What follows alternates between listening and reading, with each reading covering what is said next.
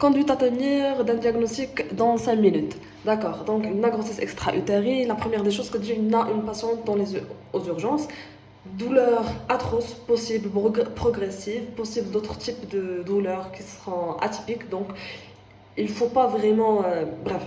Après, on aura des saignements d'abondance minime, de couleur sépia, marron un peu rougeâtre. Quoi d'autre? Possible, cette douleur c'est suspubienne, latéralisée, possible qu'on peut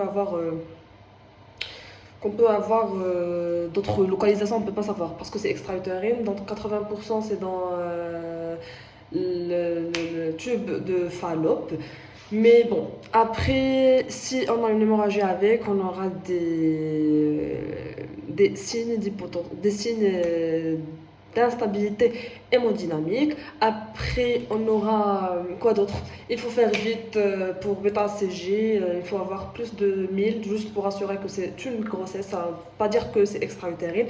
Pour dire que c'est extra-utérine, on aura besoin d'un écho, mais avant, s'il vous plaît, j'ai oublié, dans l'examen clinique, il faut faire un toucher vaginal pour voir l'utérus, s'il est un peu bombé, les masses annexielles, si on a une sensibilité latéralisée, si on a un cri de Douglas ou quelque chose de comme ça.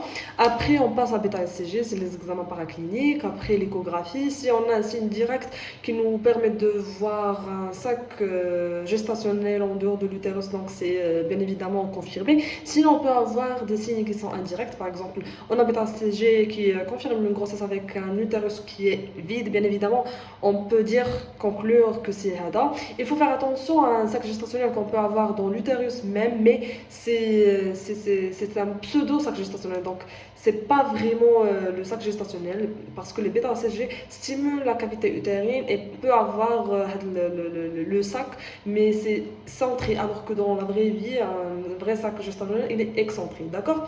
Donc, on peut avoir un hématosalpinx, donc aussi un hémopéritoine. Donc, il faut faire attention, il faut essayer de voir le contexte en gros.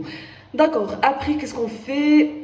Quand tout est confirmé, il faut voir si on a voire trois approches. Une abstention thérapeutique si vraiment post-symptomatique, si pas de bêta-CG moins de 1000,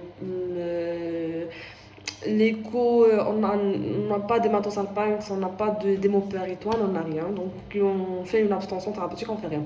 Sinon, on peut donner du méthotrexate si c'est post-symptomatique, si on a un hématosalpinx qui ne dépasse pas 3 cm. Un hémopéritoine absent, bien évidemment. Donc là, on donne un méthotrexate 1 mg par kilo en dose unique. Et en intramusculaire ou bien en intracelluloscopie, je ne sais pas. Donc là, on surveille, on demande un repos bien sûr pour la patiente avec une surveillance bêta-CG dans J4 et J7.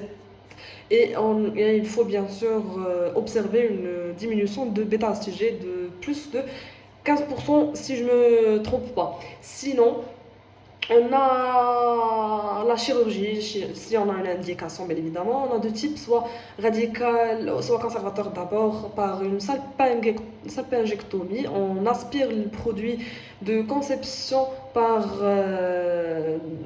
celluloscopie ou laparotomie, mais on préfère celluloscopie bien évidemment. Donc si ce n'est pas le cas, si on a par exemple cette opération c'est mal conduit, on part à radical, salpingectomie. Donc, si aussi c'est récidive, c'est pour la deuxième fois. Si on a, comme je viens de dire, une hémorragie interne qu'on n'arrive pas à contrôler lors d'un traitement conservateur.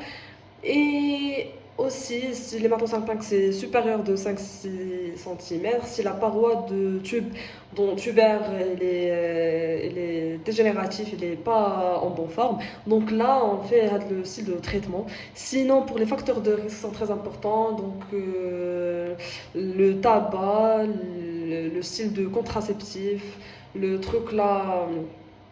Le diapositif intra-utérin, les salpingites, endométrites, les infections sexuellement transmissibles, les infections, déjà dit, chirurgie tubaire, pelvienne. Donc, en gros, c'est ça, âge maternel qui est assez hadin. C'est tout. Bye bye.